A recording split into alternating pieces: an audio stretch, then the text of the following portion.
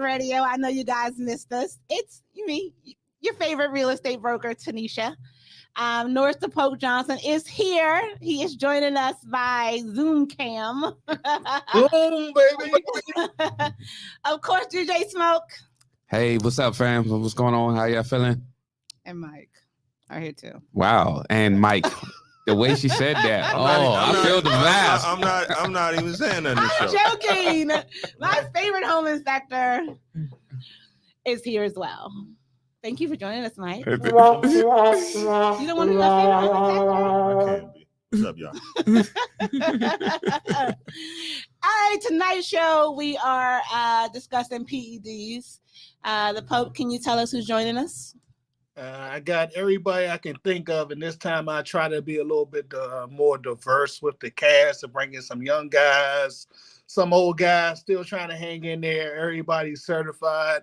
Everybody has laid it all out on the platform, which I greatly respect because I've been looking at a lot of people on TikTok and everywhere else in the world shooting off their opinions. And at this point, I'm going to start being a little cocky. If you don't put it on the platform, I don't want to hear from you.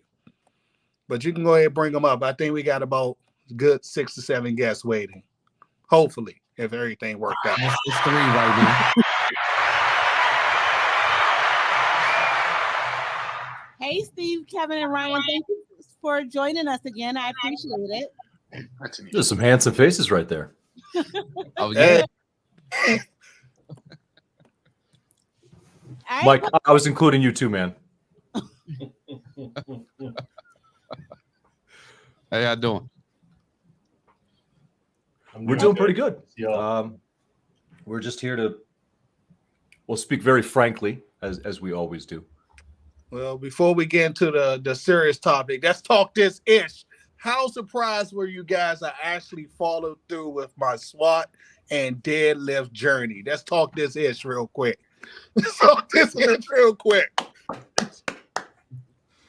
Speaking of shit, let's start with your form. Fuck you, Kevin. I promised you I would never lie to you. So I'm gonna be true to my word. No, I'm so happy to see you working on the lower half of your body. It takes a strong man to admit that the childish trappings of what we view as masculinity, that Johnny Bravo physique, gigantic upper body, tiny little legs, is not exactly where it's at, and that there's some like real value to it. And I've watched you approach it with legitimate zeal. Right, you got a taste for it, and you have gone gung ho, and I really appreciate your enthusiasm and your dedication. Because, as I can tell you from experience in my own group, I saw some kickback from some people, and that would have stopped a lot of people from trying to do anything at all. But you got on the platform and you competed, which is more than 99% of any naysayer could say, and I have mad respect for that. So I'm very happy to see it. I'm very happy to see that you have stuck with it. You've continued to experiment. And I really look forward to see where it goes from here. Sorry, I'm eating. Steve, I talk to you all the time. So talk your ish, bro. Talk your ish. So I've known you for a couple of years. So I wasn't at all surprised that you followed through on what you said you were going to do, because you have a historical tendency to do so. So when you told me that you were going to compete in the full power meet, I never for a moment doubted that you would do it. And the strength was absolutely there on the day.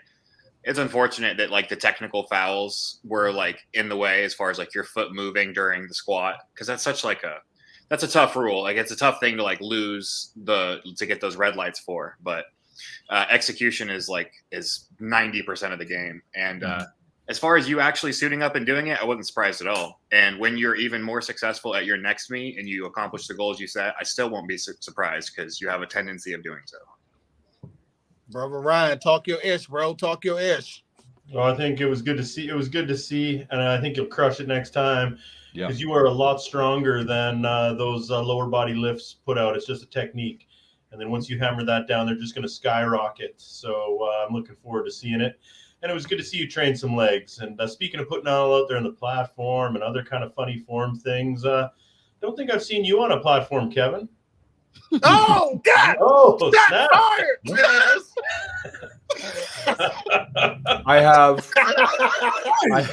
I only have 2 competitions. One was an online Twitch meet, and one was still in the Marine Corps. Neither of them were televised or anything like that. So nothing as cool as you got. Nothing. But I do have that certification on the wall that says I do have an opinion in the game. Call that shit. The one specific to powerlifting.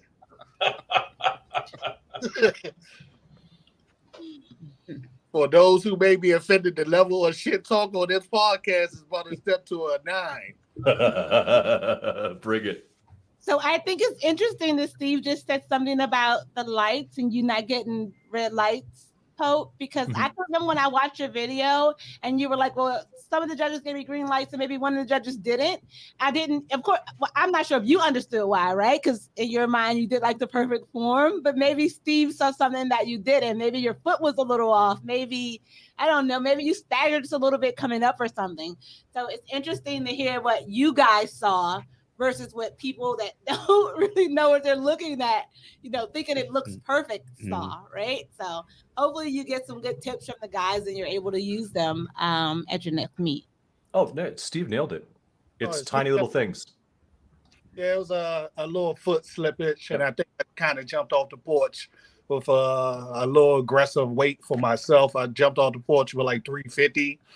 And maybe next time I'll probably jump off the porch with a little lower amount of weight just to get my name in the game and then build from there. But my deadlifts, we're still in debate about all three of my deadlifts. Two of them were good. The last one, they said no good. But the debate on the last one was about 40 comments deep, and we still can't figure that one out. Did you not get commentary from the judge? I don't even be asking those questions, Kevin. I go by myself most time. The last meet, it was just me and my wife, and I be kind of in my own zone. I hope this time, I think one of the guys from the group said he'll be my coach if necessary. So my coach can't make it. I got a backup plan, but normally I go by myself. So I didn't ask what happened. So we are talking about PEDs tonight, right, guys? Yes. It's been we can talk about whatever you want. Had this conversation. What's new in the world of PEDs? Are you guys seeing, unfortunately, more deaths? Are you guys seeing? What are you seeing right now? I think Ryan made a good point last time, or he alluded to a good point, or maybe something he said made me think of it. We're seeing more of it because it's popular to talk about it. It's lucrative to talk about it. I think that I don't know that it's increased in rate or anything like that, but as we become desensitized towards the subject as a whole, two opportunities exist. One, for usage to increase because it's more normalized in society, but also education to be increased so that appropriate use and then we could actually positively affect the health impact. Those two things exist at the same time, in my opinion. But I'm going to let the other two guys speak directly on it because they are much more they're much more informed on the specifics of use inside the sport. I focus more on the negative health effects for longevity and quality of life, et cetera, because that's my perspective and my viewpoint. All right, I'll go. I don't think they're being used any more than they always were. I'm just going to go with Kevin on that. Social media, being willing to open up about it. It's been in bodybuilding and pro sports since the 60s. Arnold talked about it before they were illegal in the 90s, where he was popping D-balls on the Pumping Iron movie, right? So it's been that prevalent everywhere, and it was talked about it then. And then after the 90s, when it became, illegal without a prescription, then it became a dirty little taboo secret. And now it's just wide open on social media again.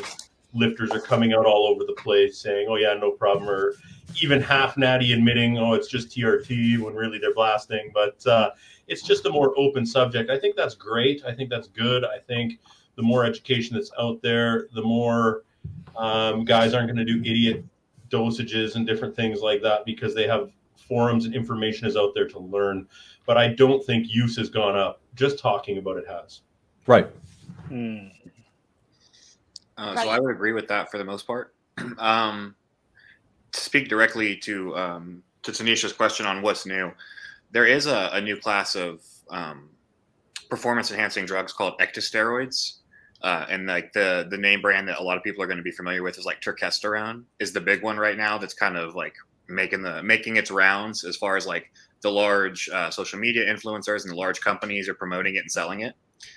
And I'm not going to speak to its like efficacy or safety or anything, but that's something that's kind of new and becoming more prevalent on the market. And in addition to that, and kind of in that same vein, I am going to say that I do see kind of an uptick in irresponsible underage usage of SARMs and SERMs.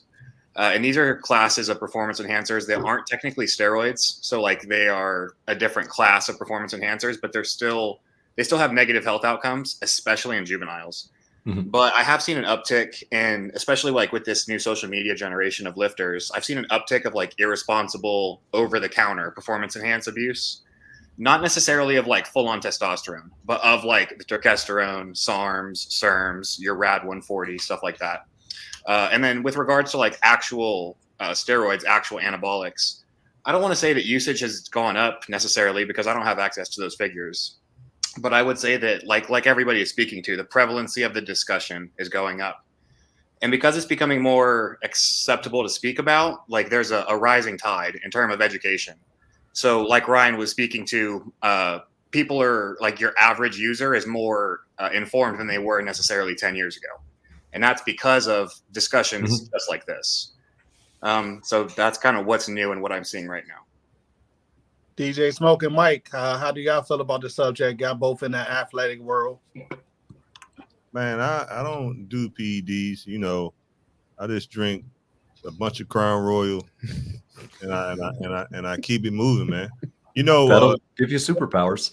I like the shout out to Canadian whiskey there. Thank you. Oh, yeah, those Canadians, man, they make some great whiskey. But my cousin was Cedric McMillan, and I remember him growing up. He was really, really skinny, man. He was smaller than Smoke. Yeah. And he got into bodybuilding, man, and took off, man. He was a huge guy in the game. He was on his way to the top. Arnold thought he was great, but yeah, died a little early. Took him out. So he was on the PEDs. You can't get that big without being on something. So he was huge, man. Back, his physique was top notch. Right. Top notch. Now I don't know if y'all can see how big he is because we on the camera, but he's a huge guy. You know what I'm saying? Well, so, if we're using a microphone for scale, so we got it. Yeah, you know what I'm saying? So straight whiskey, man. How much you weigh? For me? Yeah. 270. Yeah. So you look like you about 270. We're the same size. I'm clocking in at 260. Damn, y'all some big dudes, man. So, in at 170, nice and strong. Like the smallest person on the panel. I'm the smallest person on the panel. Listen, that's cool. So Steve look like, well, I can't see because I don't know. I can't see Steve because the way he got his angle. I'm 6'2", 240. Oh shit! Oh, okay, all right. Well, that means we got draws away more than you, man. That's probably true. Oh man. So you guys have touched a little bit about the younger kids. Yep. What do you think is needed to, I guess, reach them, right? So, 80s, it was just don't do drugs, just don't do drugs, just don't do drugs. And it sounds like that people in your field are not coming from that place. You guys really are coming from a place of education. So what is needed to get the kids to use responsibly or to not use at all? Or what is the best way to, to kind of connect with them so that they're not hurting themselves with the drugs they're taking? So I don't think that there is a method for literal teenagers to use performance-enhancing drugs safely or effectively. I mean, you can definitely use them effectively, that you could argue, but safely, I don't think that there's any discussion to be had there. And that's not just because I'm like preaching from a moral soapbox, but until the age of 23, a man's, and I don't want to get too far into the weeds here, but like his endogenous testosterone production, what they call his endogenous feedback loop, you can damage it permanently by using some of these anabolics and performance enhancers before the age of 23. And the degree to which you damage it and the length that you damage it for is going to be dependent on the substance and how abusive you are with its dosage. But to be clear, there's no scenario where anyone under 23 should be using performance enhancers, like period. Outside of your whey protein and your creatine and your pre-workout, there's no discussion to be had, really. Not as far as actual safe long-term use. And then speaking to your point directly to what would be the easiest way to reach them, I mean, the information's out there, but 16-year-olds on TikTok, they're not really interested in hearing about it because a lot of times they're aware of the risks, but this is what they want to do because they have everything figured out at 16. So, and they're willing to die for this. So, the only thing you could really do is regulate the sale of over-the-counter SARMs and SERMs. And I'm not necessarily advocating for that because I'm a big believer that free men should be able to do whatever they want to do, so long as they're not hurting other people. But they shouldn't be able to just go online with a credit card and buy them and send them to their house. So there's a discussion to be had about regulating those classes of drugs. But I think we would all agree that there's no discussion where safe use for under 23 is possible. I just add on to that exactly what he said is, 16 frontal lobes not fully developed. They're not looking at consequences in the same light that we do. They're not evaluating those things or even necessarily fully capable of evaluating the impact. The message has to come. They're only going to be convinced if they hear the message from the place where they have put value on the words. So it has to come from the people who they are looking to, and they are getting the tacit permission by following their example to do it. The kids like Isaiah Miranda and some other folks out there who are young, who have all but actually said, all right, yeah, I was blasting SARMs, which is really popular with the younger kids, and it bottomed out my testosterone, and now I'm fucked, and I'm 20 years old, and I'm on HRT for the rest of my life. If they heard it from them, it would matter more. I have had success on a one-on-one basis because the kids at the local gym value my opinion, because I've developed relationships with them. I could not go on my YouTube channel and tell people who are 16, 17, and 18 years old not to do something. They're not going to fucking listen to me. I'm 43 years old. They don't care what I say. Doesn't matter how cool my hair or my beard is. I'm not the opinion that they value. Very cool. How about you, For the record, it's very cool. My beard is very cool. Very, very.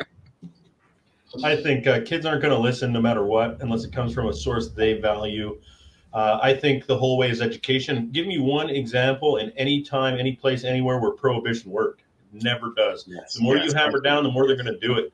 So the only way is through education and harm reduction and different things like that, and valued sources to them, putting out good information. Like I want to, more plates, more dates. Derek on YouTube there. Big, huge, young following on all the social media platforms, giving education and saying, don't do this, but if you do, here's the education. That's the best you can hope for. A good example of where education and commonplace knowledge of something has worked, think of cigarettes.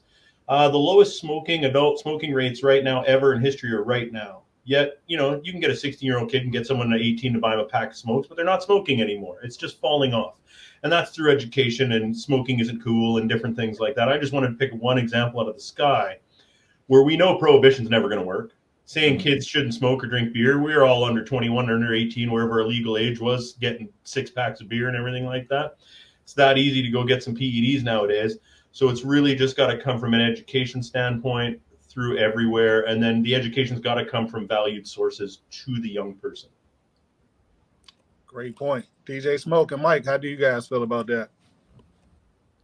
Hey, Pope, I told you. I don't care about the PEDs, brother. All I care is about the Crown Royal. Crown Royal, Well, how do we keep them off of that, Mike? How do we keep them off of that? Crown Royals. I don't want them doing that either. Crown Royal, man. I'm an Army guy, so we drink early. Seriously. Early and often. Yeah, seriously. All you guys have been making good points. At a younger age, I was doing the creatine and I was back then I was doing cell tech and nitro tech. I thought I was doing big business. I got pretty strong in the Army, but now I got issues as far as joints and stuff like that. So I know taking any type of steroid, anabolic, you're going to deteriorate different parts of your body. Where when if you're not even properly stretching, and you get older and you lifting those heavy weights, throwing plates on there, it's going to tear your body up, period. But, some people have a love for looking like, I used to watch Lex Luger, and I used to want to look like Lex Luger. I didn't know he was on the PEDs like that back in the day, but he's in terrible shape now. Yeah. He's smaller than me. Terrible shape now. He had a lot of issues health wise. A lot comes with that, man. So you got to be, if you're going to do it. I agree with Steve. I'm not. Everybody should be able to do what they want to do. You get to a certain age and your body starts to deteriorate prematurely because of the choices that you made as a young person. Who you going to point the finger at then, except yourself? So education is key, like you guys said. But I truly think it's the platforms that's out here now that's misguiding some of these people out here that want to get into fitness, and it's just you gotta school yourself at this stuff, man. You can't just watch YouTube and be like, yeah, I'm doing it. So you guys make great points. You all talk like you guys are scientists, and these big words and acronyms. So proud. That's mostly Steve.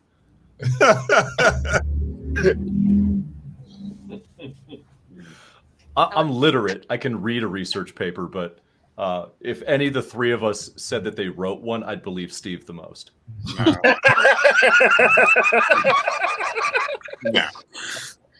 No. So, all right. So, in just like full transparency of where a lot of this comes from is when I was 30 years old, I was getting annual blood work done, like responsible people are supposed to do. And it was revealed that my testosterone was low, like critically low, in that it was below the bottom end of the reference range, which for men is typically 300 to 1,000, somewhere in that ballpark. And I was coming in the 200s at 29 years old. I think I was at that moment. So we tried some natural remedies to try to raise my testosterone and increase my quality of life, and we weren't successful. So I had to start taking medical testosterone. And because I need to be my own best health advocate, I spent a lot of time doing a lot of research and reading, and that was a long time ago, obviously. And since then, I've progressed from just pure medical usage. But because of that, you need to know your stuff. Like if you're going to be out here playing ball, you need to know what you're doing. And so it's not that I'm a scientist or anything. It's just that I do advocate for responsible usage. And the best way to be responsible about your usage is to be educated in your usage. Steve, I noticed you used the word responsible. I did have a question. I've been seeing a lot of Liver King videos. Over under, how dangerous is his message? Let's start with Steve and work our way around. So I can't say that I follow him closely enough to be able to speak to his message or like methodology. I will say that I'm convinced that he is using advanced levels of anabolics. I have theories about which specific ones, being testosterone, trenbolone, and anadrol. And that's from just some of the side effects that he's shown on camera. So I do believe that he's using anabolics and is lying about it for personal profit. So just that alone, like I don't fuck with that. So I'm not following him. I don't watch him. I don't entertain any of that nonsense. As far as like, is eating organ meats healthy? Yeah, extremely. I don't think anybody could sit here and reasonably say that eating wild organ meat is unhealthy. It's like one of the most dense sources of micro and macronutrients you can find. So in that message, is that good? Sure. Are the rest of his tenets necessarily safe or good? No. And I think that his message is irresponsible and that he lies for personal profit, and that just from that alone, he's not worth consideration. Brother Kevin. I have a slightly distilled version of the exact same opinion, which is basically fuck that guy. No, but like seriously, yes. If you just boil it down to the grains of truth, and you ignore all of the misleading, disingenuous, duplicitous behavior, yeah, sure, there's a couple of factually correct things there, but a broke clock is right twice a day. To be able to take, these are good sources of nutrition that you could possibly benefit from. And then to take the huge leaps of saying things like this will cure X number of diseases, or you will end up looking like me. This is the reason that I look this way. When he demonstrates through his training methodology that it's heretic, he doesn't necessarily understand basic principles of how to train. When you benefit to that level, when you throw just anything at it, it strongly indicates that it's not your methodology that's working. It's the exogenous substances. And where I can't track with it, because again, I will repeat what these two guys have said. I don't look at PEDs as a moral issue. I look at it as a health and a use issue. And for me, the space that I'm in, it would not improve where I'm at. So I'm like, no, I don't recommend it. And this is not what I'm going to do. To mislead people. And then when they fall short, they end up turning to things uninformed, uneducated, making bad decisions that cut off years off of their life. I have a real problem with that. That's the kind of stuff that makes my knuckles itch. That's as specific as I'll be. Brother Ryan. The guy's just a cartoon, and that's how you got to look at it. He's Captain Caveman. It's a joke. Running with a sled with a weight vest isn't going to get you abs and veins popping out of your abs. Like, he is clearly blasting shit. Not even like responsible usage. Yeah. He is taking grams of gear. And I come from the Canadian wilderness, man. I've eaten every kind of organ meat ever, and I'm not jacked, man. So like, and they all taste gross. I'm not going to argue that there's probably some micronutrients in there. It all tastes like shit. It is. I've eaten every freaking hunting and fishing with my grandparents in the Canadian wilderness. I've eaten all that stuff. Guess what? I look like a fat old powerlifter, so that's not magic either. And if I was taking the kind of grams of gear he was, maybe I look like that. But the guy's just a cartoon. It's a marketing gimmick to sell supplements. It's just the new hook. Next year will be a new something king and a new guy, and this guy will be old news. He's going to make $1 million a month for a couple of years, and then he's going to fall by the wayside and be the joke that he is. I'm sure he's a nice guy to his friends and family, and he's making bread, and I can't fault a guy for making bread, but he's doing it through lying. So, and that's estimated right now. Folks who do this for a living estimate generally what he's earning. It's between $1 and $2 million a month off of his supplements, which are absolutely not the reason that he looks the way that he does. My only opinion now about this guy, I recently heard he said he doesn't get his blood work done, and I highly suggest go get your fucking blood work done. Mike, you're a good country boy. I'm pretty sure you had some weird type of meats. What's your opinion on this issue? I'm gonna tell you the only meat I really, really like. You want me to tell you the only meat I really, really like? It's wild game. They call it cootie cat. Don't ask Mike no more questions, okay? No, at least not while I'm here in the building. Don't ask any more questions. Okay, so for our audience that has no clue who any of these people were, like, I'm on Instagram and I'm looking it up. So I went to More Plates, More Dates first. Yep. And I can see that a lot of his posts are totally discouraging using PEDs. And, you know, getting your body to where you want it to be responsibly. I really like that. I saw a video of the Liver King on his page, but I didn't realize that was the Liver King. But he was literally eating like a cow's brain and drinking like 6 eggs. I'm like, oh, that's gross. Yeah, that's nice. And then you guys mentioned him, and I look him up. And he's just wild, right? He is wild. Without listening to the videos, though, it's kind of hard for me to tell what his message is, right? So I would eat liver, eat wild animal parts. Yeah, I seen that. Keeping it vague is the point. Like, who the hell eats just liver like that? Brains, I seen that. No, I know you talking about. That's good. That's good food for you, though. Really. But he's jacked, though. He's definitely on a lot of gear, though. For real, like you said. Yeah, he not getting that for no damn liver. Tell us your real opinion, DJ Smoke. Yeah, like, nah, he's not getting that from a liver. Bloodshot. Yeah, I seen him. I mean, he is jacked, but he's not getting that from that. That shit will make you have a heart attack. It's only one thing. There's only one thing walking this planet that can get you jacked like that. And I just said, I'm not gonna say it again. Cootie cat. Cootie cat. Facts. Or at least motivate you to get jacked. It'll motivate the hell out you. My next question is, in the world of TikTok lately, people have been abusing my good friend Steve Shaw words. He made a video a long time ago saying if you're 185 or below, you may or may not be able to lift 315 pounds.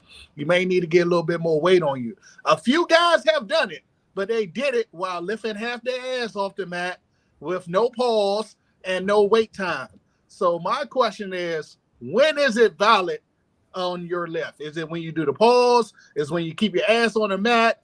Is it when you put it all on the platform? When does the 315 count? Brother Steve. Okay, so speaking to Steve Shaw's video directly, if you go on openpowerlifting.com and you just go into like all tested federations and you look up 185 and below, people who like, there are literally over 10,000 people who have benched 315 and heavier in competition at 185 and below. And that's in competition. That's not counting the gym bros. So I don't necessarily follow Steve or his videos, and I'm not on TikTok at all. But off the top of my head, I can think of probably a dozen lifters that I know personally who can bench 315 at 185 tested. As far as when your lifts count, that's a personal accountability thing. So I'm a competitive powerlifter aiming to be a pro level elite lifter. So I lift within within the rules of the federations that I compete in. So for me, the standard that I hold my lifts to, a bench press doesn't count unless I unrack it and then hold it with a pause at the top under control, and I wait for the start command.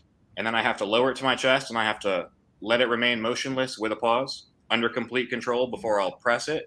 And then I have to hold it at the top again for a little bit before I show that I have full control of the lift, and then I can approve it. And then my squats have to be to depth or below, and my deadlifts, I mean, you got to lock your knees out and your shoulders need to be behind the bar. And brother, I actually went back and looked at your third deadlift, and you got red lighted for soft lockout. And it's not necessarily at your knees. It's because they're saying it's because your shoulders weren't far enough back, which from the photo that I see, I would definitely agree with them. So I hold myself to those same standards because I compete in the same federation that you do. As far as like what standards other people should hold themselves to, I would never insist that an 18-year-old kid who's not a competitive power lifter pauses his bench. Like, I'm not even insistent that you have to squat, bench, and deadlift. Like, I can think of a lot of like personal clients I have who don't perform the squat, bench, and deadlift.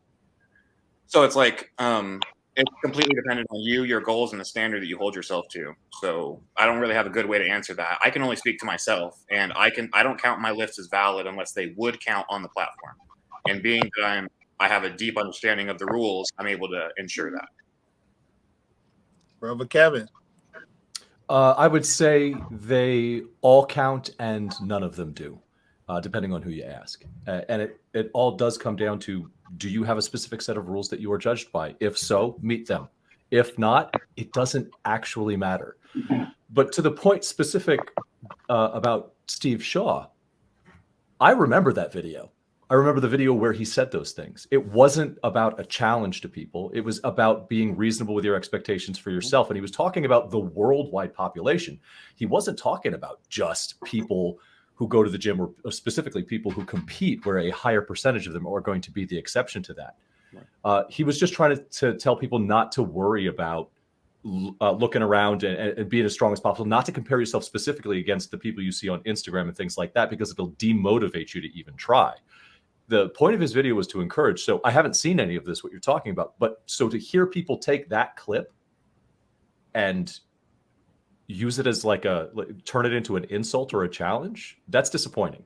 And it's being taken incredibly out of context if that's the case. Brother Ryan.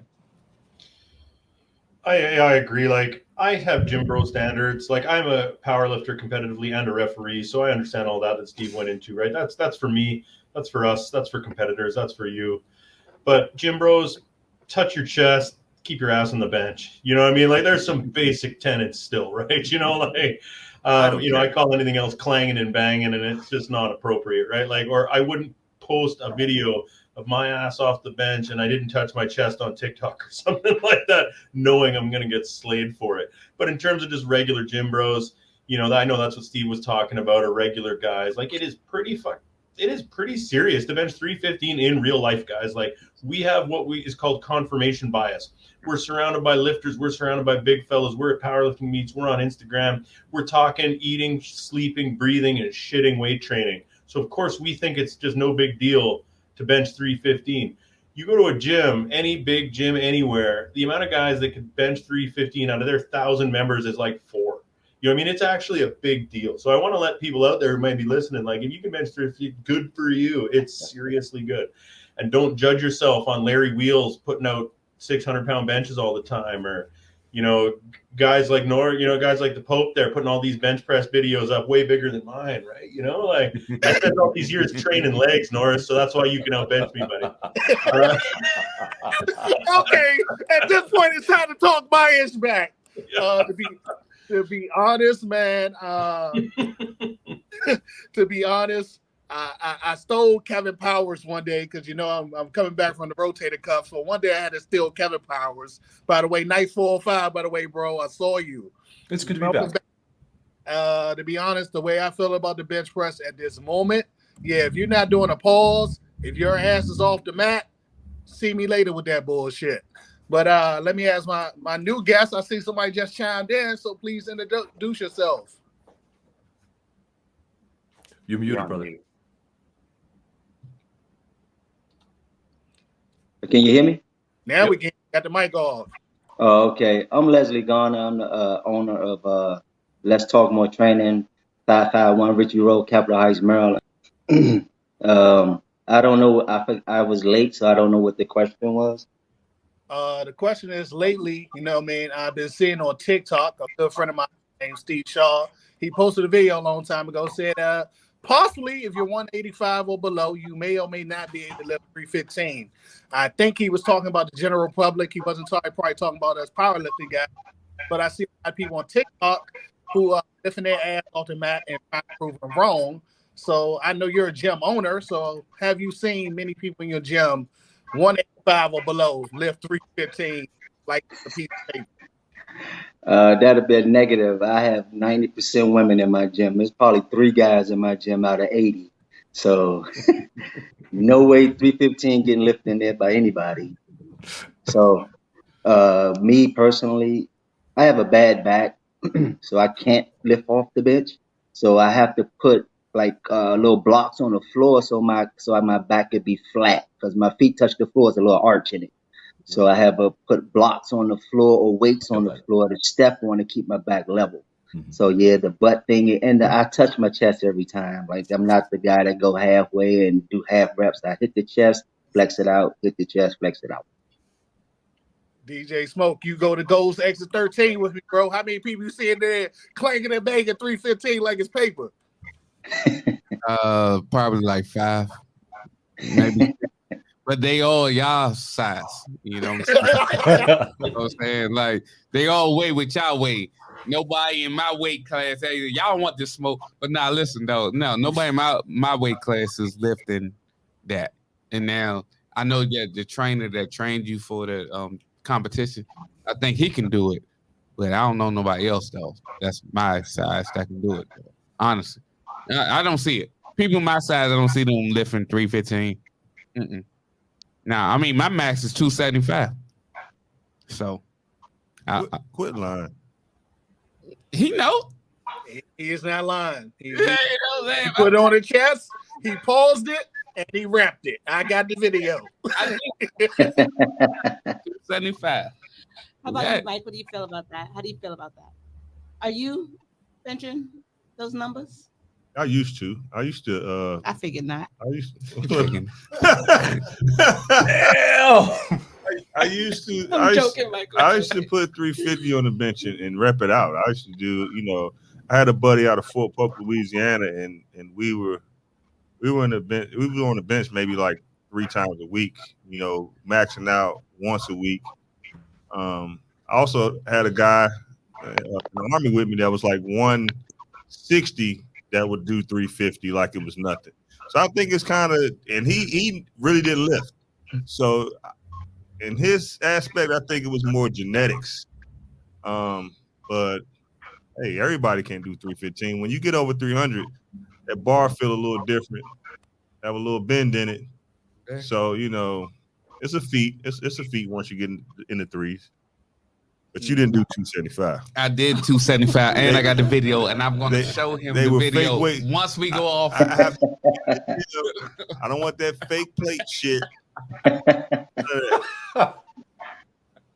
I did it. Then this was last year, though. I don't think I could do it now because your wife took that out your ass. Took all that shit out. She took that out your ass. We're not going there. I don't think I can do it no more, but. When I had my, he right though. That shit drained me. So I'm still on my Instagram fitness quest. I see this feed posted. What exercise is the most embarrassing or uncomfortable to perform in a commercial gym? what exercise is the most embarrassing or uncomfortable to perform in a commercial gym? All you guys are known as, the strong guy and the fitness guy. Is there something that's embarrassing for you in the gym?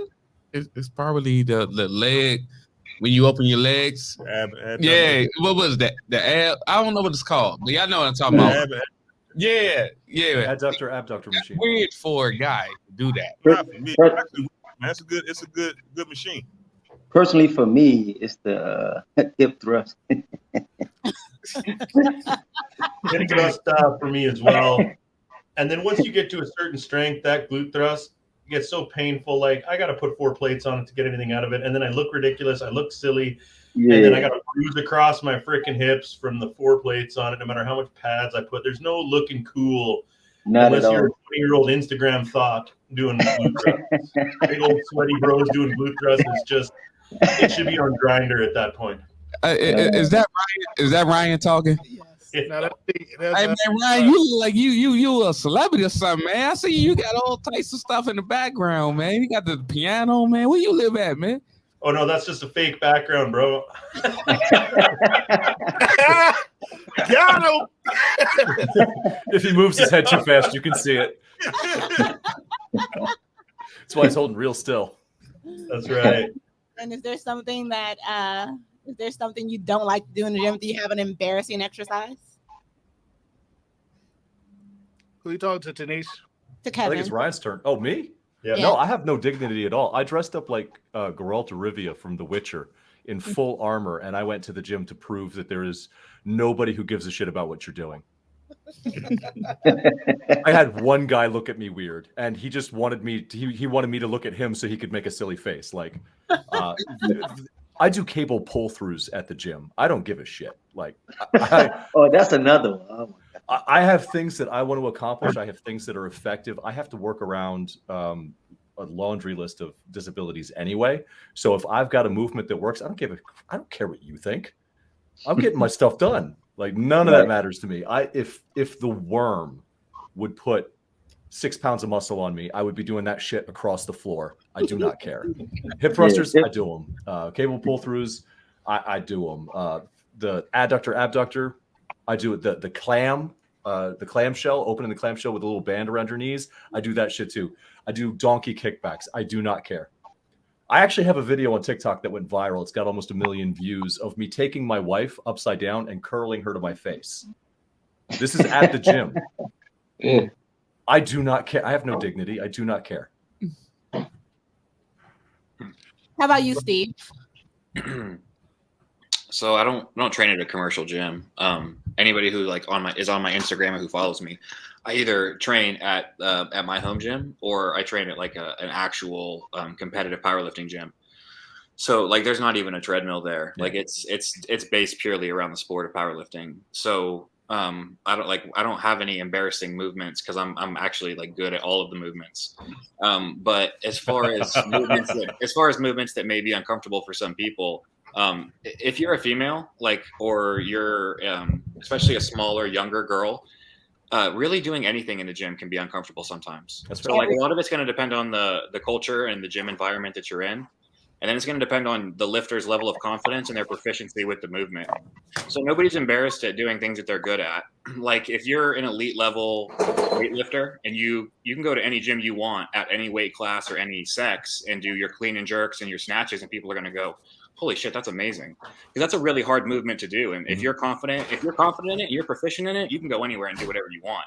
But if you lack necessarily that degree of confidence and the feeling of expertise, almost anything can be intimidating. Like if I were to put anybody in a scenario where they're doing something they're unfamiliar with in front of people they're not comfortable in, that could lead to discomfort. But as far as the movements I do and in the environment I do them, I mean, we lift in like cat suits. Like we're damn near naked all the time. So no, I don't really have anything like that.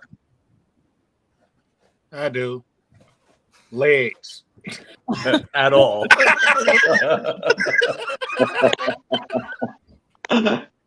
No, Steve raises a really good point. I want to say somewhere between 10 and 15% of the client consults that I do, they bring up wanting to feel confident enough to go to the gym. Yeah. And I had to learn what that meant because maybe there's something broken in my brain. I've never had that thought. But yeah, that's a thing for a lot of people. Out of all the people I talk to, it's a double-digit figure percentage-wise of folks who are like, I want to start at home. I want to build some confidence and competence with these movements, and then I'll feel comfortable going to the gym. I have one last question for you guys, and then I'm going to let the rest of the panel take over. Starting from Steve, rotating around the circle, what are your current fitness goals? What's next move for you guys? So at this moment, I think I'm 4 weeks out from my next meet. And then after that, I have another one 5 weeks after that. So I have some short-term goals for them. And I guess it's probably realistic to say I want to squat somewhere in the region of 500 to 525. I want to bench. I want to pause bench somewhere in the 400 region. I mean, north of 400, minimum 405. And then for my deadlift, I'd like to see 675 or 700 raw. So, I mean, those are some of my short-term goals. And then for some of my long-term goals, like I said, I'll net the elite total shortly, which I think at this point, that's like top 5% all time. And then after that, I'll pursue the international elite ranking, which is, I think, top 1% all time. And then potentially the pro card, and then just wherever that leads as far as like my own personal venture goes. But that's not really a realistic thing to hold up for a lot of people, because most people don't have those kinds of ambitions. So it's a very niche thing. I don't really expect people to commiserate too much with that, you know. Talk your talk, brother Steve.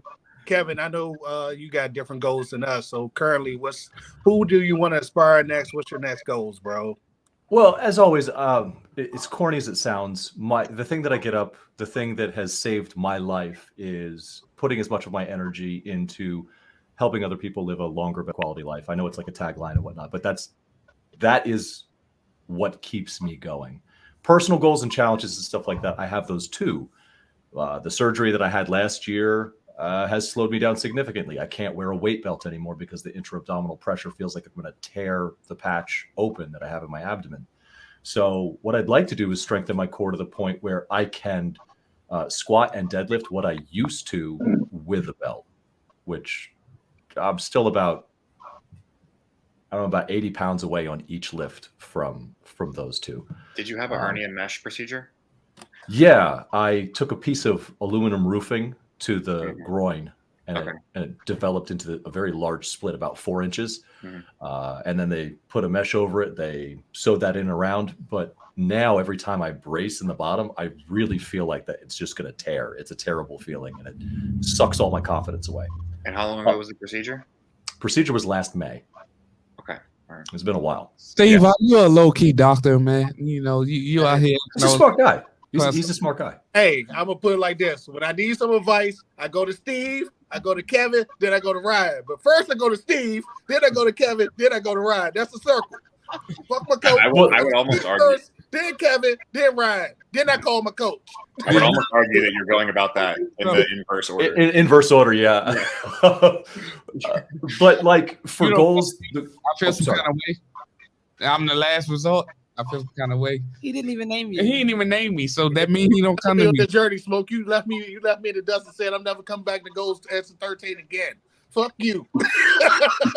Me before you come to DJ Smoke. No, I mean Steve sounds like he a low key like a physical therapist or something. Like he got a edge for it. Yeah. Have you went to school for that? He's the man. No, I'm proud to say that I'm self-taught. I'm a high school dropout. So I made a lot of poor decisions early in life, and I ended up in the correctional system for years of my life as a young adult. And then after that, I made the decision to change my life and pursue fitness. But for the most part, I'm self-educated. I do have some like certifications that you can just kind of sign up for that are not necessarily meaningful in the fitness sphere, but I don't have any formalized degrees as far as like bachelor's or master's or anything like that. Talk your talk, brother Steve. Talk your talk. Bro Ryan, what's your next goal, bro? We know you got the worlds and everything else coming up. What's your goals, baby? He gonna get me a piano. I officially start my powerlifting season on Monday. And this year it's 20 weeks. It is Canadian Nationals and then IPL Pro Worlds. And the goals are going to be Canadian Nationals. I'm just going to test myself out and say hi to the guys and referee some of the other days and everything like that and help out and volunteer. I'm not really going to put up a big total, just glad hand everybody and have fun. And at Worlds, it's going to be full bore. This is most likely my last kick at the can, and I retire from competitive lifting. And I'm going to do everything it takes. I'm going to be a goddamn monster, and I'm going to do a lot of things that I'm going to throw my health to the window for the next 20 weeks. So we're going to take some risks, and I'm going to go to Worlds, and my goal there is, land a squat in the mid sixes, bench 350, deadlift 700. Put up some big numbers. I want to win the over 40 or the Masters in my weight category, and I want to finish not last in the Open. Is basically, because I'm going to be going against some serious athletes that are way out of my league. Yeah. So I want to beat one of them and just say, you got beat by your dad, bro. Yeah. If I lift in the Open against the Young Bucks, just beat one and put up a big total in the Masters and then leave my shoes on the platform. As it were, and just focus on reffing and helping out the sport, growing the sport, versus because my body is just beat up, and I've been, look to get my bloods done and all these things, and my doctor's looking at me going, you're 45 years old and you're 250 pounds and you've been beating the shit out of yourself for a long time. So it's after Worlds and I win a medal. It's going to be Operation 220, lose 30, 40 pounds. Maybe Kevin and you guys all going to help me out with that one. I got you. The old fat power lifter is going to try and do something called cardio and count past. Whoa. Whoa, bro. You're not ready for that. That bullshit. So this fitness journey actually becomes about my health after Worlds and longevity. Until that point, though, fuck it. You know what I mean? A needle goes in my ass on Monday, guys. So that's and we're gonna deadlift 700 at 45 years old. Talk your talk, though, bro. Brother Leslie, I know you're trying to change lives in the DMV. So what are your goals? Right now, I got to complete this challenge I started for myself. I went from 190 to 240. I did it on purpose to show my group that you're never too old to lose weight, and it don't take a year to lose 50 pounds or 60 pounds. So right now, I started the journey back in February. Beginning of February, I was 240. Right now, I'm sitting at 214, and I'm doing it with no cardio. I don't even have I have a treadmill now, but it was donated after 7 years. Somebody said, "Can we get a treadmill?" I said, "Yeah, if you get one." So they donated one to the gym. I'd never been on well, my journey is no treadmill, just eating and lifting. I'm not a power lifter. I'm a bodybuilder. I've competed like 4 or 5 times, came in first, came in some seconds. I'm 53 years old. So my last show I did was at 50. Well, I'm 52. My last show I did was at 50, and I came in second place out of 8 people. So my journey right now is to prove to people that you can lose weight without doing all this cardio and after 50. So once I hit the 190, I'll probably do a show when I'm 55. I'm trying to keep myself honest. Like every 5 years, I might do a show if they have a category for 50 plus. So right now, that's my goal. I have a young lady doing a show in Atlantic City this next weekend, Labor Day weekend. She's looking pretty good. It's that Memorial Day weekend, I'm sorry. And hoping we do great there. I just had a girl do a show 2 weeks ago. She came in 5th, but I take it.